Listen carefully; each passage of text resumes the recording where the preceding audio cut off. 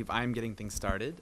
Thank you all for coming. I'm really excited to hear both the panels today and the lightning talks that follow. I'm going to begin, though, with a confession, which is to say that I am not a VR expert, or at least not as much as I think that our panelists are, and perhaps some of you are as well. Like a lot of you, I think I've just sort of begun to use and work in VR in the context of my own research, so I'm sort of equally excited and perhaps also a bit suspicious of its potential future applications, particularly in this context of higher education research and design. And I think this is in part because, as a historian of technology, of course, it's easy to think that we've seen this before, albeit in a sort of wildly different set of contexts.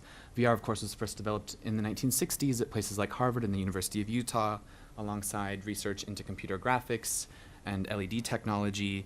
And then, of course, I think many of us remember its brief stint in the 1990s as a technology that entered popular discourse through a large number of rather unsuccessful applications in university and government research centers that then get translated into a lot of books and films. I'm actually a big fan of Lawnmower Man and films like that, so it's not all necessarily bad, but I think there's a kind of long history there. But of course, a great deal has changed since then, and over the last 5 years or so, I think VR has become a viable commercial technology, perhaps for the first time. And along with that, there's been an explosion in potential applications that reach far beyond gaming and entertainment, particularly in the areas of teaching and education, which is, of course, what we're here to discuss today. Just to list a few possible things, I'm not actually sure what the panelists will be talking about, but of course, following in this sort of long history of flight and other simulators, VR is often used in employee training, particularly promising in medicine and other technical fields. It's been particularly effective in disciplines that benefit from experiential learning and may be used in things like supplementing classroom instructions on short field trips, site visits, virtual tours, of sort of important or exemplary objects and environments. It's also, I think, often talked about in the context of its particularly emotionally stimulating use, which is, of course, one of the challenges and perhaps even problems of its integration into a classroom setting. But of course, this makes it particularly compelling for therapeutic uses, for things like the reduction of anxiety and pain, or to treat PTSD.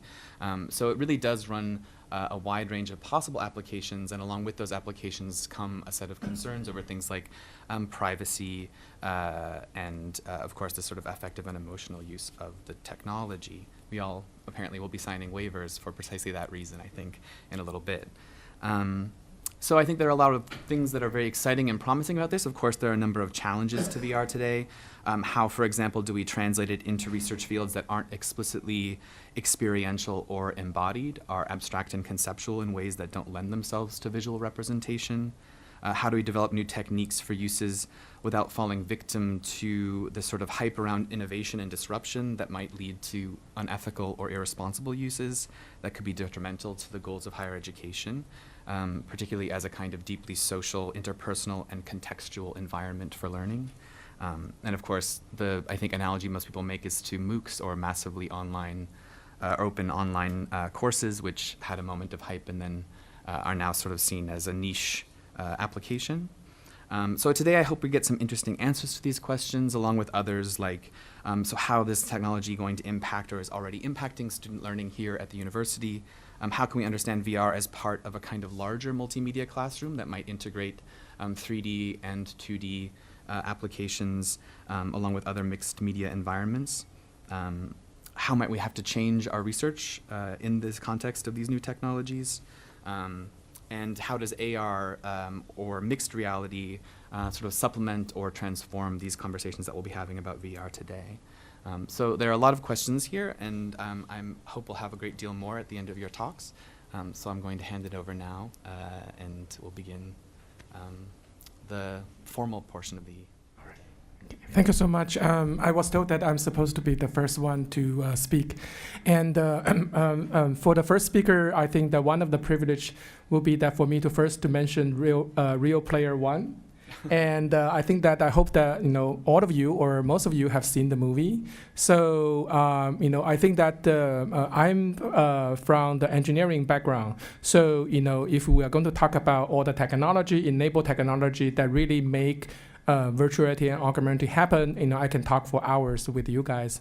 But for today's main topic, I think that in the interest of time and also sharing with the panels, I also want to spend most of the time listen to what the other panelists have to say and what the audience want to discuss. I will just talk about three things. I think to start off, number one, I want to make a case why now. We are, having, conferences and meetings and discussing, the uprising of AR and VR. So the timing, why now? And the second one is why education. So there, people talk about gaming, people talk about education. What make education a valid a market in terms of its educational value and also in terms of their commercial value. It has to be commercially viable in order to sustain. Otherwise, it will be just demos and coursework, and it will not flourish. And then the third one is I think some of the from my personal view, some of the teaching use cases I believe are good for education using AR VR, and some of them probably we still have to think more.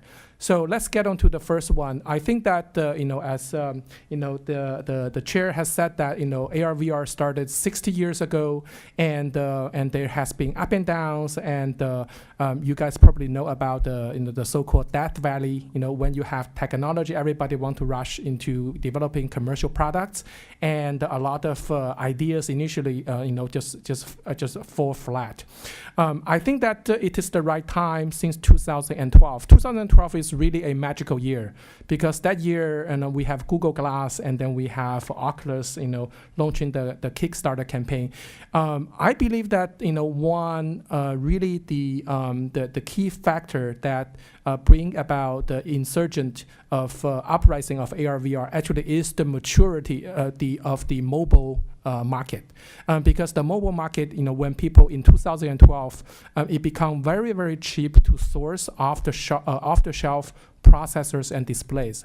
So engineers at Oculus, the founding team, they were smart enough to actually put together using the components from smartphones and develop a prototype that get the attention of Facebook, and then the rest is the history. I think that is one of the important point is the maturity of the mobile computing market that offer very cheap components that can be outfitted, transition into a new market. Of course, after that, since then has been 5 years, and I'm sure there are happy stories and then there are sad stories.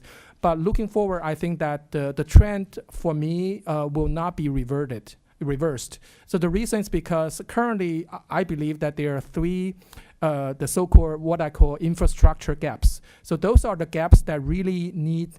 So as they say, it takes a whole valley to raise a baby. If in here the baby is AR VR, it really take the whole market to invest hundreds of billions of dollars to really address the infrastructure gaps. So the three infrastructure gaps I want to mention here. The number one is display technology.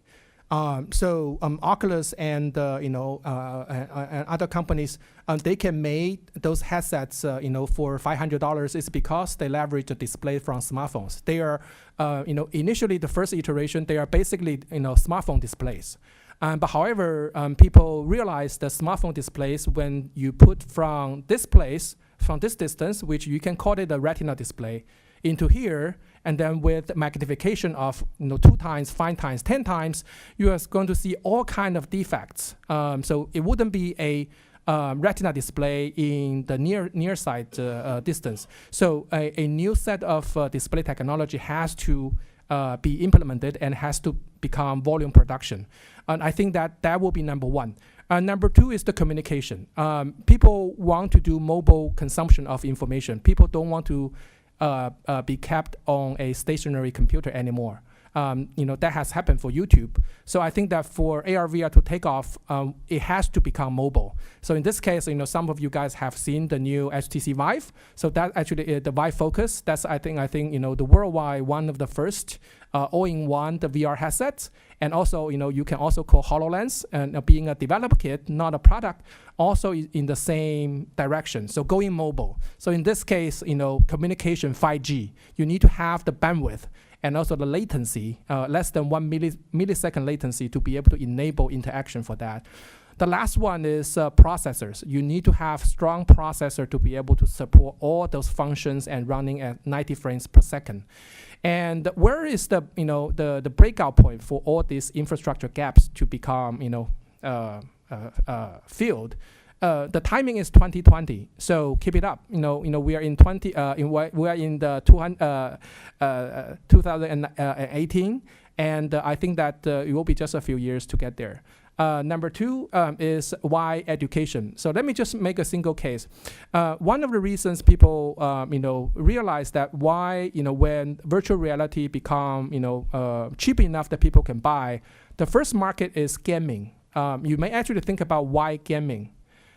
I believe actually the reason is because actually the education of the workforce. Now, if you survey the Silicon Valley, we have a lot of engineers. You will not miss any type of skills if you want to hire engineers. But if you think about software engineers, we have website programmers, we have C++ programmers, and we have Java and so on and so forth. But none of them are prepared. None of them are trained to do 3D interaction. The only workforce, right at the beginning that, you want to grab somebody to help you to implement your vision, to be able to natively to program products for 3D interaction is the gaming market. So education, a good education of a strong workforce is a necessity to really promote a new emerging market. So, venture capital is not enough. Founders' vision is not enough. Education of workforce is necessary. So with more and more people getting education for AR VR, especially from Berkeley, and I think that that will be really a justification for for education. And the last thing about how do we use virtual reality and augmented in education, and I think that there are two cases. One, I'm pretty sure. The second one, I remain skeptical.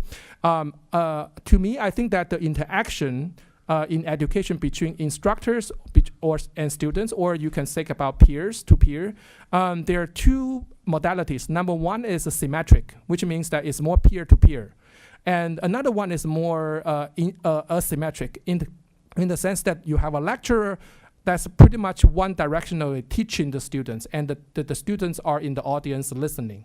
So I think that the virtual reality is pretty good at the asymmetric education modality. In this case, a lecturer can provide information, either it's virtual 3D to a group of distributed students. They can be anywhere in the world. I think that's tremendous interest for using virtual reality.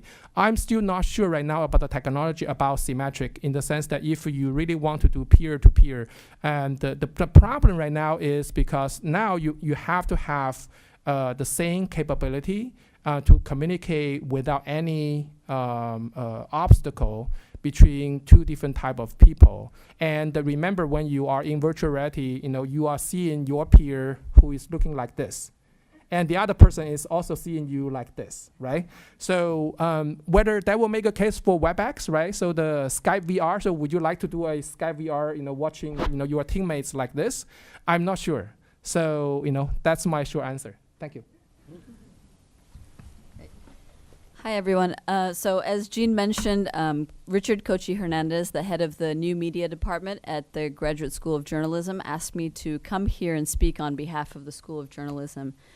So I'm going to relay some of his insights in the classroom, but also my experience in leading a team here, an interdisciplinary team on campus. So in terms of sorry, I guess here's my first slide. So in terms of teaching, I think as Alan just mentioned, in what you call the asymmetric model, right? What Kochi has kind of mentioned to me is that it's difficult to really ground somebody in VR if it's their first experience in a large classroom. So if it's a classroom environment, and you're in a headset for your first time, it's probably going to be tough for you to actually have a VR experience that is true to what you may be able to have on your own. So I think time and kind of the fact that it is an individual experience is a challenge. The other challenge for us, we're at the old architecture building, is space, right? So with the HTC Vive, for example, you need quite a bit of space. And, we don't have that set up. I know that's changed because there have been these new centers like the Vive Center and other centers on campus. But I'd like to talk mostly to you about my experience building a team on campus. So when I came to the Graduate School of Journalism, there was no real VR program. There's a new media track. There had been some students in the past who had done 360 video, and in fact one kind of couple of students who started a company shortly after. But there was not much instruction or training in terms of VR. And so that's when I reached out to Alan at the Center of Augmented Cognition and reached out really throughout campus to anyone else who was involved in VR. And I realized that VR and VR production is something that is not a really solo kind of a task. I mean, it requires a team, a large team, right? If you're doing volumetrics, you're going to need 3D modelers and artists and animators. And so a lot of my task was really in terms of recruiting a team that was committed to completing a product from beginning to end. And actually, one of my team members is here, Maddie Height. She's going to be, there she is in the back. She's going to be demoing the Campanile to you all later if you stick around. But, I realized that, so one department may not have all of the resources, but if we source from other departments, it is possible to actually build a really strong team. And so I'd like to address the other thing, which is the infrastructure, right? Alan mentioned headsets and kind of moving towards mobile. About last year, we started by working on working in VR. And I think, there was a lot of promise with VR in terms of increased engagement, as well as a kind of simulation of reality, right? So you have a kind of emotional learning.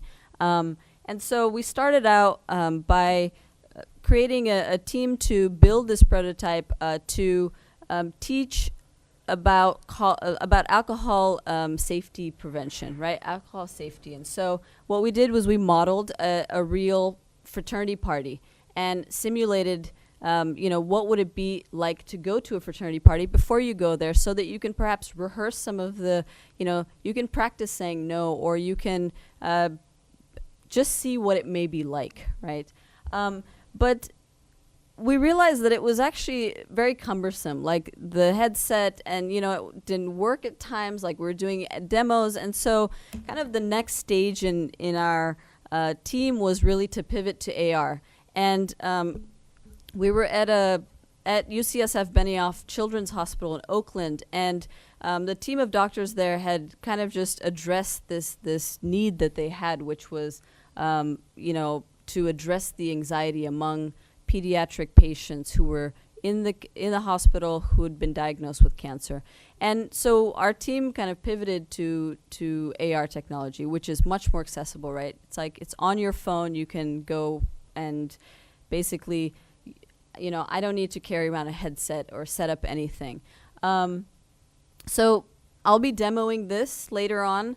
This is the work of 12 to 15 people, and we've kind of had a long time, partially because we're all students, and so we haven't been working on it full time, but it is incredibly labor intensive, right? And so this is, one of the challenges, I would say. But at a place like Berkeley, I think it's also it's something, it's a learning point that we can actually source from other places.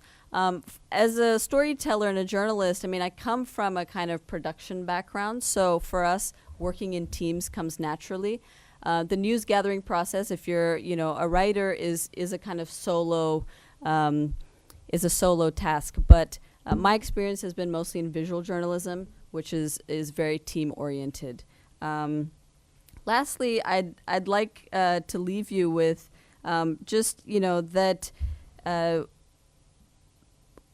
there are there's a lot of need, I think, for like content production, and the ability of various different groups to come together and work in an interdisciplinary team. I think that has been kind of the biggest learning point for me in the last 2 years. So I'm Ed Campion. Again, I'm the director of the Center for New Music and Audio Technologies, and our interest there is in everything that is sound. And in particular, I'm interested in how emerging technologies alter our relationship to sound and the thing that we call music.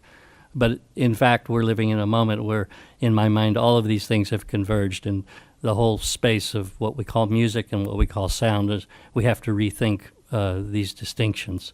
So I'm going to talk a little bit about one of the elephants that's in the room with the VR thing. Now, so CINMAT's very interested in AR VR for the reasons I just gave, but there's one concern, which is that sound, although it plays an important role in everything related to the development of VR experiences as well as just the history of cinema, it remains seriously misunderstood.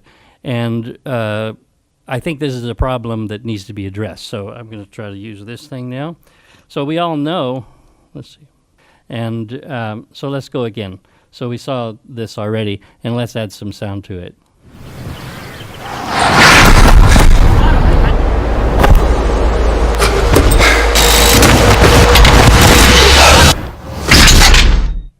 So extremely important aspect of everything. We know that. Now, in the VR environment, it's exactly the same, because any kind of three-dimensional representation without sound leaves us feeling something quite empty. There's nothing that coheres. And what you'll find in all of the game development is actual design-specific reasons for putting in things like bubbles or boiling cauldrons or anything that can be modeled sonically that's easy to do. If you start trying to model real 3D physical objects, and that, not only is it not composable, meaning that you can't really recreate it, you could make a wonderful demo of it, but you'll never be able to actually enter into a production space with that. But it's just extremely hard to make a convincing case for it. Okay.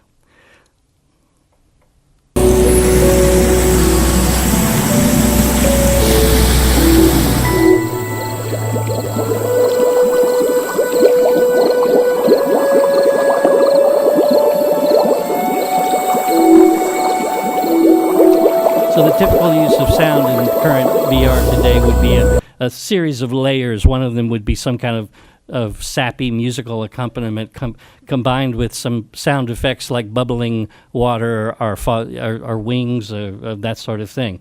So, and then maybe a narration. So big advances, nevertheless, are happening in this headphone-based binaural 3D audio space. So with headphones, let's forget trying to simulate 3D effects in a room. That's extremely difficult. But let's put on the headphones, and we know that there's a lot of technology now that can cover this 3D space. So there's a lot of potential right now for huge improvements in VR. So 3D audio attempts to simulate and model virtual rooms with moving object-based sound sources, usually combined with a layer of music and or narration. Now, the problem is that the state-of-the-art technology for 3D audio is seriously behind the visual counterpart. So the poor headphone quality is a typical high-end VR systems today. Okay, so that's just a physical constraint that we don't like. So each head also hears differently. So your 3D audio is not my 3D audio. So whatever we put in those headphones right now, it has to be adjusted to the head-related transfer function of your particular head. It turns out it's that specific. So the potential of sound is just not well understood and is underprivileged in the VR development space. And I left off this. Let's forget the reality part, and let's concentrate on building virtual worlds that combine visuals and audio in a senseful way. Okay? So the way that I've been doing that for the last 15 years is with my great collaborator, Claudia Hart, professor at the Chicago Institute of Art in Chicago.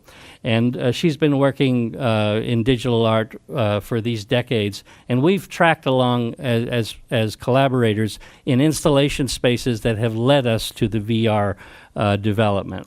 So when we work in a VR space, again, no sound.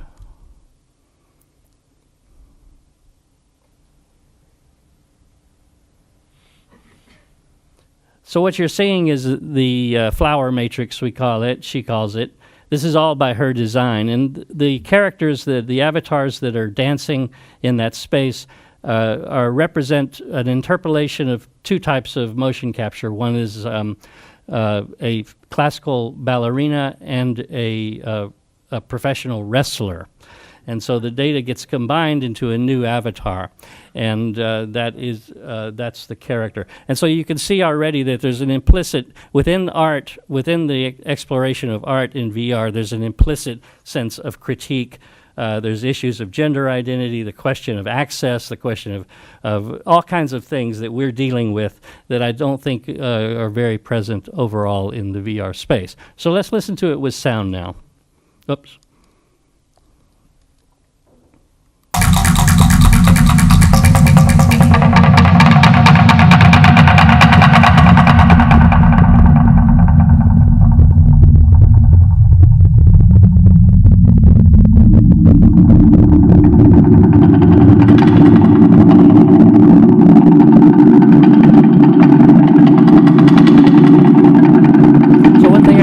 Simulate the headphone experience here. We're in an artificial space as well. But what you can tell is that suddenly there is a room now. And if you were in the VR portion of this experience, you would really feel that. And the other thing is that there is no simulation of any objects. There's no attempt to make sound when the dancer hits the ground or anything like that. It really is an attempt of marriage of sonic material, 3D sonic material, with these visuals. So this gets translated in my work with Claudia. Again, this is her art. I provide the sound in the 3D. We move into actual gallery installation, museum installation, where you have real screens, and now you're in the flower matrix in a physical sense. So you would walk in and there are multiple speakers, but you can also put headphones on while in there and enter the flower matrix on the Oculus level. So the sound from the outside of the room and the sound inside the room combine to create another experience entirely. Okay? So it's like layers of experience. So please take a minute to check that out and realize that there's a great potential here for sound in this space. Hi, so first of all, thank you for the invitation to be here today. I'm an architect. I founded the VR lab in architecture last year in 2017. And since then, I've been teaching a VR class every semester. I became addicted. And, and it's funny because it's my only course where students come back. They enroll again. I have 3 students who have taken the course and they just come back. And for me, that tells something about the power of VR. So, sorry. Yeah. Okay. So architecture is obviously a very immediate field for VR. It's a 3-dimensional enterprise by nature. But what we've been doing there is slightly more than just visualizing architecture. So that's always what my students do first. They look at something they've done before, and they take advantage of that first-person experience to really understand what they have designed. And they are surprised. They say, oh, I didn't realize this was, this big. I didn't realize this didn't work that well. That scale of the human being is so powerful. It's an amazing tool. But our ambitions are different. We want to design inside VR. We don't want just to visualize. So some of our students, and you'll see some of the demos, are working with moving your hands and changing the space, making things appear, making things extend. So you'll see one of those demos. The other thing we want to do are scientific simulations as you change the space. So you get this feedback. So you get some idea of how is my space behaving. You heard I do a lot of sustainability, Ever since I studied at MIT on sustainability and computation, I've been developing methods for architects to get quick feedback on issues like energy, daylighting, and I never found the right medium. And I think now we found it. It's VR.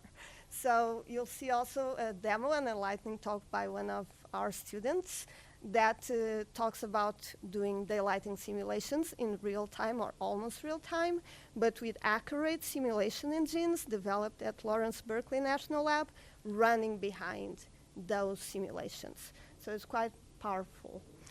But we don't only do design and simulation. We also want our students to be able to tell stories, to use the multidimensional potentials of VR. So the course I had last semester was on narrative and storytelling. So we had 2 great projects, for example, one addressing climate change and the other addressing social inequality, using VR, in a more metaphorical context. I'll show some images of some of those later on.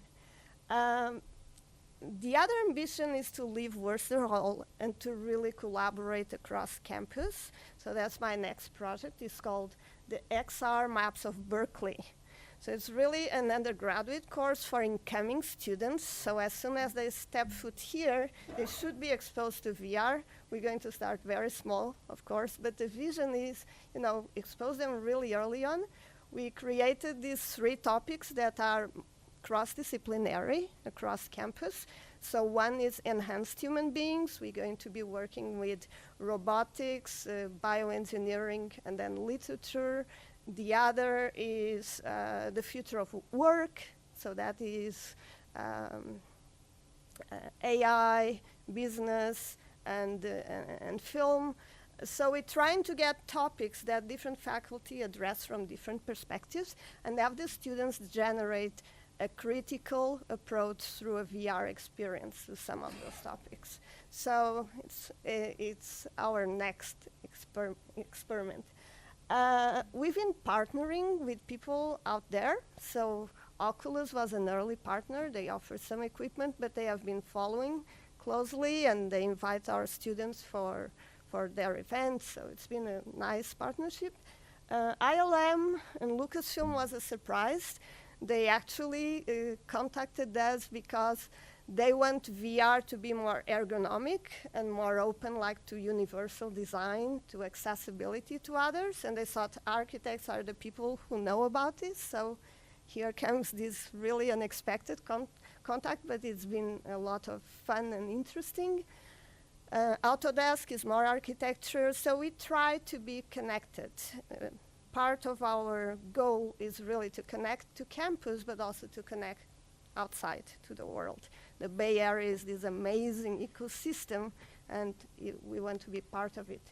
So just going back a little bit to architecture, of course, our buildings are more and more complex. The traditional plans and sections really fall short of being able to understand them. I'm taking the students that take my sustainability class, taking them to the VR lab, and making them understand the geometries themselves, they are being created. I think this is a tool that's here for the future. And also, you know, as the web was designed by graphic designers, VR is going to be designed by architects, I hope, because we've been designing 3D spaces for a long time. And I don't care if they are not built, you know, in concrete or metal, they will be built in the imagination of people. And they will have a lot of functions. Functions that will maybe even be more important than those of some real buildings have. So just to say, my first course was called Physical, Digital, Virtual. We had a lot of approaches, kind of game-like approaches. So in Parallel World, the students were trying to play with gravity and with rotational worlds, and, you know, kind of Doctor Strange kind of environments. The parametric designs are, again, the things that can stretch and change and be sculptured by you. Collapsitopia was mixing painting, sculpture, common buildings, you know, everyday objects. It's kind of pop art, kind of more gamey environment. So it's a mix between architectural creation and kind of games. The second, I hope you get to try these two experiments. One is iceberg is for climate change. Basically, you never win. The icebergs are always cracking. It's kind of this endless, hopeless, but at the same incredibly beautiful and compelling, you know. It's amazing that they really created this really beautiful landscape, but it's always cracking behind. And then you also have this flashlight that represents your energy use, and if you point it at the icebergs, they'll start melting. So we want to make it more of an educational game, like if you do some of these actions, you'll have less impact. Well, anyway. And Utopia, Dystopia too, there's this kind of perfect world of skyscrapers. Underneath, there's all these imperfect and complex and dysfunctional world of poverty and inequality that will suddenly start mixing with your perfect, you know, landscape. So that can make some people dizzy, okay? Because it can really be powerful. I just wanted 2 quick words. We have a AR project now with BAMFA showing the construction of the building, the story of the building, but in a multi-dimensional AR experience. So there's floating images, there's enhanced 3D printed objects. But the uniqueness of this project is telling it from the construction worker's point of view. So we're making visible the people that built the building. So the project is called The Hands That Built the Building. It will tell the story, but it's going to show their faces and their hands and their effort. So we're really proud of this project. So A&D financed basically that project. We just received the funding, and I hope by the fall we'll be able to show you something. And finally, my idea of the campus tour is really showing Berkeley through VR. So last year, together with Alan, we filmed a little bit of Caldas because we thought that's a great opportunity. Everything's out there, let's just film it. But we want to expand that a lot. We want to make labs visible, resources, you know, access to faculty. So a lot of things that can happen. So thank you.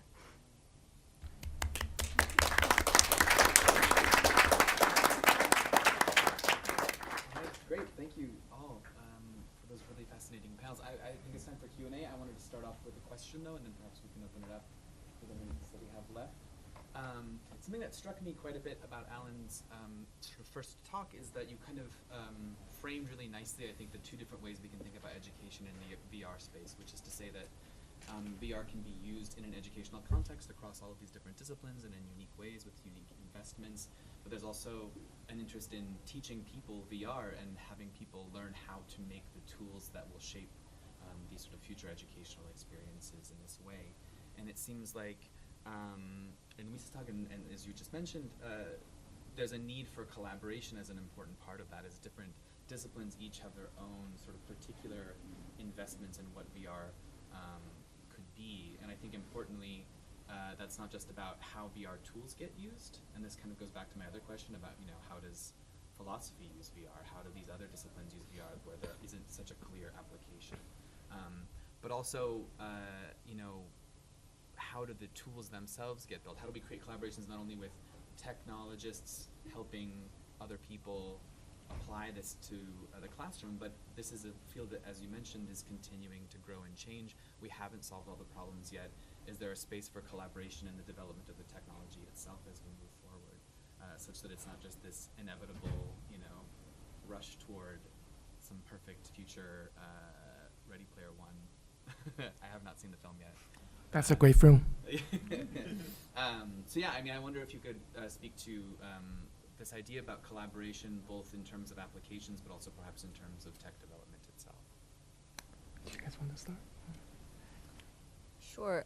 Well, I think, you know, being a storyteller and from the School of Journalism, I mean, my idea of collaboration was really based on need, right? I didn't find the resources in our department, and so that's when I went and found Alan and VR at Berkeley and started pitching to, you know, various groups, went to a lot of these kinds of events, met other people on campus, and just try to understand what others were doing.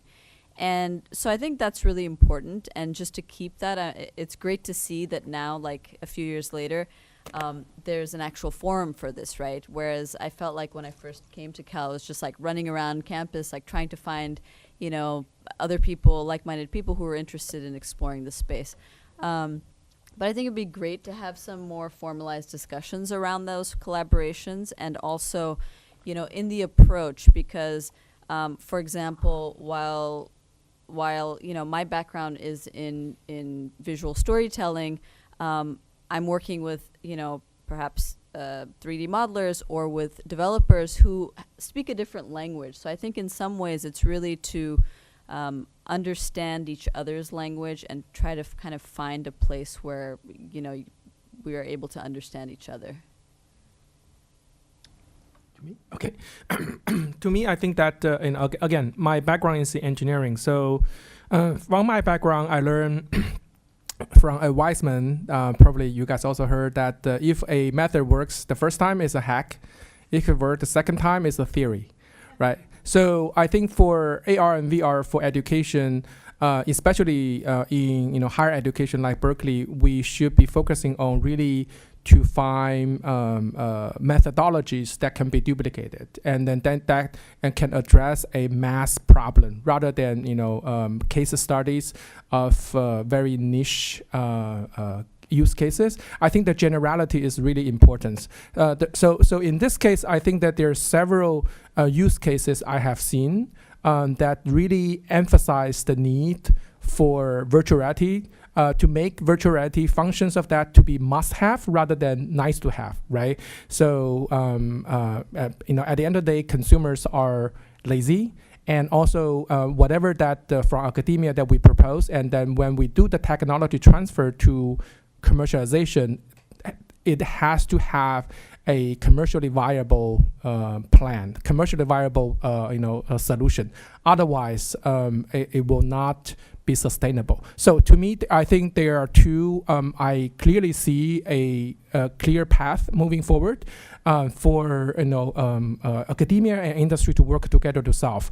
Number one is what I talk about asymmetric virtual reality in terms of training, simulation, and education. So in this case, so that's true for education. That's also true for healthcare. The common thing in here is that we have great institutions like Berkeley, you know, for education, and you guys can also think about for healthcare. You know, UCSF. You know, those, you know, tier one, very good, you know, institutions, either for education and healthcare.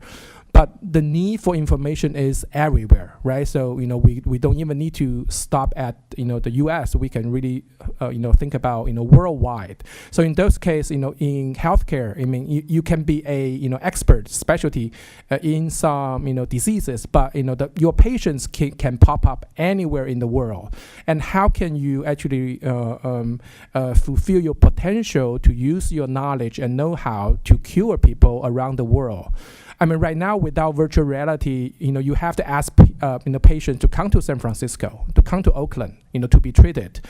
Is there a way that we can use virtual or reality to be able to, at least to do a little bit more than right now what we can do? For education, it's the same. I mean, there are children, the next generation who are so eager to get get education, they just couldn't get to the U.S. They couldn't, come to Berkeley. How can we get there? How can we actually, transfer knowledge to those people? I think that's number one. I clearly see a need for that, and I hope that Berkeley can work with the companies to really promote commercial products like that. And the second one is peer and to-peer collaboration. It's something like probably Luisa will be a perfect customer, a user for that. Is that you have a team of architects.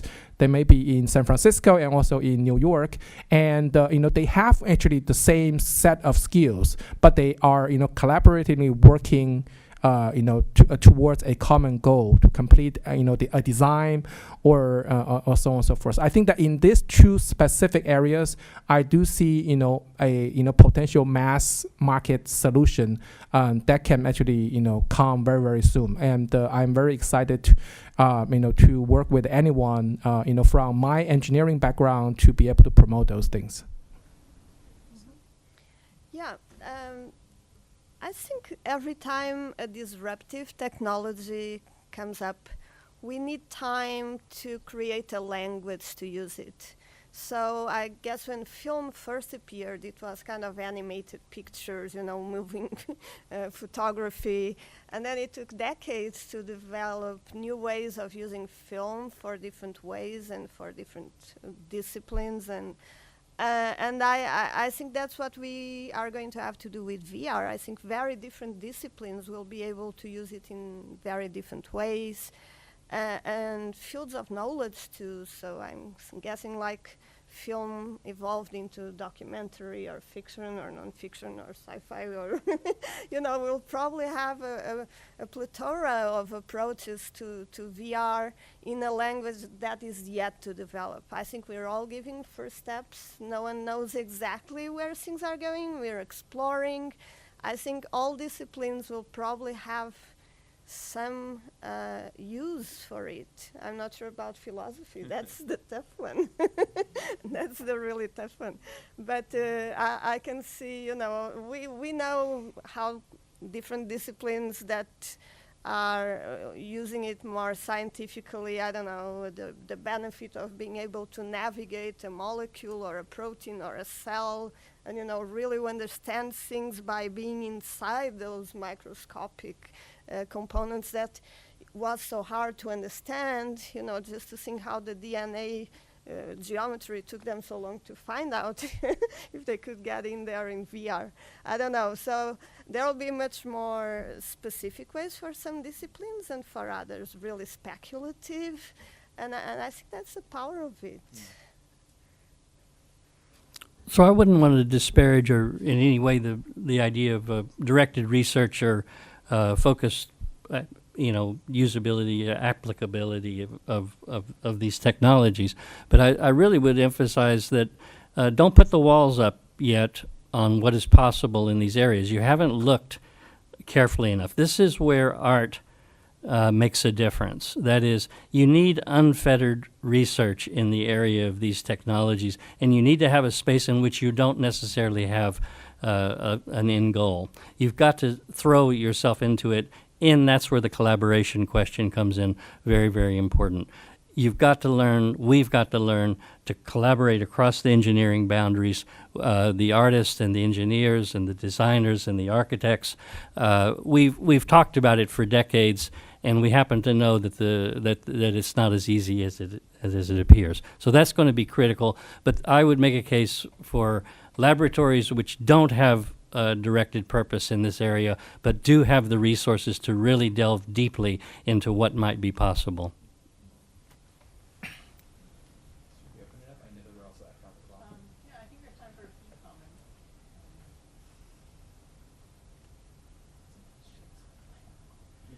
I just wanted to jump in on that, because I think, as you said, Luisa, when you talk about disruptive technologies, it's hard to see too far ahead. And you know, the analogy that comes to mind is the car, right? There's some people who are going to be focused on fuel efficiency and like better cars, driverless cars, and there's people who are going to engage with sort of the social implications of how we've completely remade work and family and geography and all those kinds of things. And so I think the spectrum of where this could lead and where the areas of inquiry are is really potent, and that's what is, I think, wonderful about this very interdisciplinary exploration happening in a place like Berkeley. So, just wanted to put that in. So you were just talking about don't close any walls, about possibilities here. I work in the staff learning and development side, and you talked about now in the educational workforce. So, you know, I'm just curious, how can we explore VR and AR to use in professional development, in employee training, in career development? You know, I don't have any money to do any of that, but I'm very interested in the possibilities of it, how it could be applied in that world. Any thoughts? Well, I think that it depends on whether you talk about B2C or B2B. I think if you talk about B2B, it means that whatever the business that you are in has to make a business decision to replace the existing workflow to really enter into the new frontier of using AR and VR. So there are companies already doing that. In fact, in the past 6 years of virtual reality, before virtual reality are making can make any money, I mean the patronage of virtual reality in research is actually in simulation and training, including the DoD, NASA. How do they actually train astronauts to be able to operate machines where they are still grounded on Earth? So since the 60s and 70s, NASA has already have a virtual reality lab for training astronauts. So these are some of the technologies I think the business has to make commitment to do that. More and more recently, we have seen companies willing to do that. For example, one of the company is Porsche. Now, actually, Porsche right now is deploying augmented reality field engineering solutions. So if you have an engine where the engineers in US has no way knowing how to fix the problems, they can actually make a remote expert call to Germany. And then the more senior engineers can in augmented reality to actually walk them through the steps of doing that. And another use case I have heard is that the Children's Hospital in Oakland, they actually purchased a surgical theater. So that actually is a virtual reality platform that enable surgeons, I believe, to do rehearsal and practice, and even sometimes before the surgery to show patients how they get into your brain and where is the problem. And that actually, from what I heard, is a very popular feature for patients. They instead of just listen to words from the attendings, they can really see how the surgery is going to go inside their body. That actually is a really comforting pre-surgery process that more and more patients would like to have. So I'm sorry to cut this off because I feel like we're just getting started and there's so much to talk about. But I wanted to, we have a full program, so I hope you'll join me in thanking our panelists. And